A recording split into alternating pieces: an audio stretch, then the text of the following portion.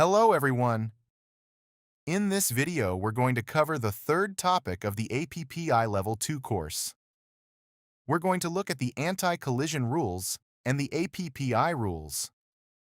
The anti-collision rules we already covered in the APPI Level 1 course, and in APPI Level 2, they are repeated because when a topic is very important, APPI usually repeats it throughout all its courses.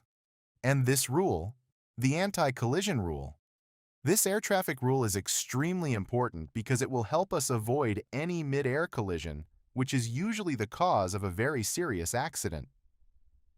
The rule is as follows. If I am flying on a collision course with another paraglider, meaning I am flying head-on toward another paraglider coming toward me, the air traffic rule is that I turn to my right and the other paraglider turns to their right, and therefore we open up, and each one continues on their way. But if the other person doesn't follow the rule correctly, they're distracted or they do the opposite. I turn slightly to my right, and that person, instead of also going to their right, goes to their left, and therefore, if still on a collision course toward me, what I have to do is avoid the collision at all costs. And how is that done? I have to look behind me, turn around, check that the airspace is clear behind me, and simply turn 180 degrees and go. The anti-collision rule is to avoid any circumstance in which I could impact or collide with another paraglider. Now, regarding the APPI rules and regulations, we can find them on the APPI website, which is www.flyappi.org.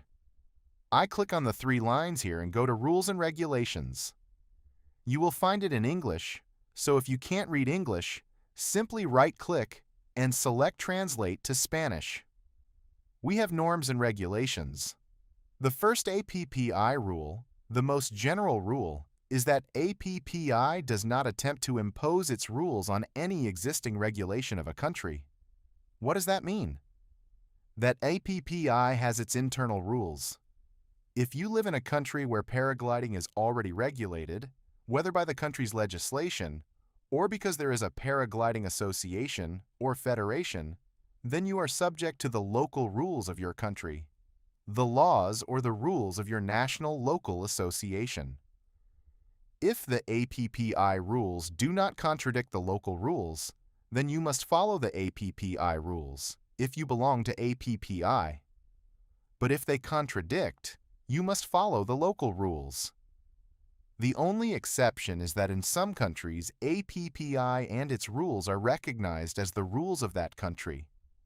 Some associations have adopted the APPI system and therefore its rules, and therefore, if you live in or fly in that country, you must follow the APPI rules, because they are also the rules that govern that country through the local association.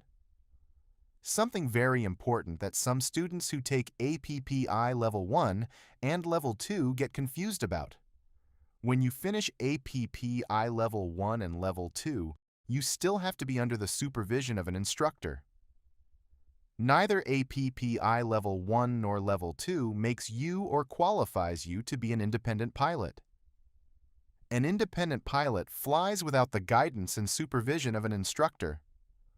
On the other hand, an APPI Level 1 and 2 pilot necessarily needs an instructor who is supervising or guiding them. And this supervision and guidance is done through a radio. Let's also remember that we are required to use a reserve parachute. There are exceptions if we are going to fly on a mountain slope that is dynamic, with no thermals, and we fly at less than 50 meters altitude. We are exempt from flying with a reserve parachute, but it is still recommended. The obligation arises when we fly above 50 meters. Although this acrobatics rule for tandem flights does not apply so much to a student who is taking the APPI Level 2 course, it is good to mention it and make it known. According to APPI, tandem flights with a passenger, should never be acrobatic. No maneuvers should ever be performed. Unfortunately, this is a rule that is not applied in many flying zones where commercial flights with passengers are offered. Acrobatic flights are also offered in video. Here I leave the reasons why maneuvers should not be performed with passengers.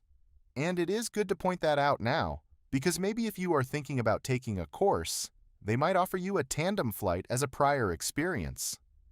In that case, avoid it being an acrobatic flight, because you don't know the level of expertise your pilot has and the condition your equipment is in.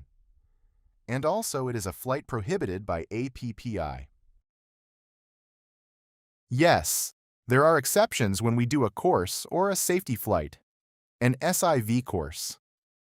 And we have a rescue boat below, and we have a lake below, and we have 2 parachutes, and we are learning to perform maneuvers or emergencies with a tandem. Obviously, it is completely authorized by APPI because you are doing a course, and/or you have a safety procedure in place in case something goes wrong. Also, if you fly with another pilot and both know the risks involved, and you have the safety and rescue elements below, it is also permitted. What is completely prohibited is doing a flight with a passenger who is not a pilot, a commercial flight, and performing maneuvers or acrobatics on that flight. The use of drugs. APPI completely prohibits the use of drugs and alcohol before or during flying activities or school activities. And this is another rule that unfortunately is also not followed very strictly. Unfortunately, in paragliding, as in some other adventure sports, the use of some drugs, such as cannabis for example, has become normalized in some areas. And that is something that we also need to gradually eliminate. Paragliding is an aerial activity. It is a sport. It is a branch of aviation, and it must be taken with the seriousness it deserves. Drugs and alcohol will impair our judgment, our cognitive level, and that can eventually lead us to accidents. And in fact, it does. So if you are a tandem pilot, or you are an instructor, you should not consume these substances before or during the flight or teaching, and even less so in front of your students. And if you are a student and you see that your instructor consumes these substances, change your instructor.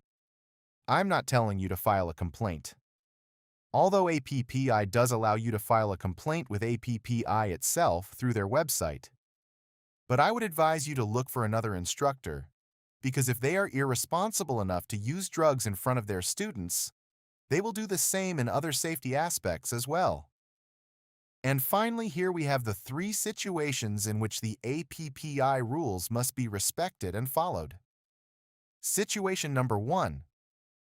If your country adopts the APPI rules, then you must be under those rules, and you must follow the APPI rules. If your country has an official local system that does not recognize the APPI rules, you must follow your country's rules.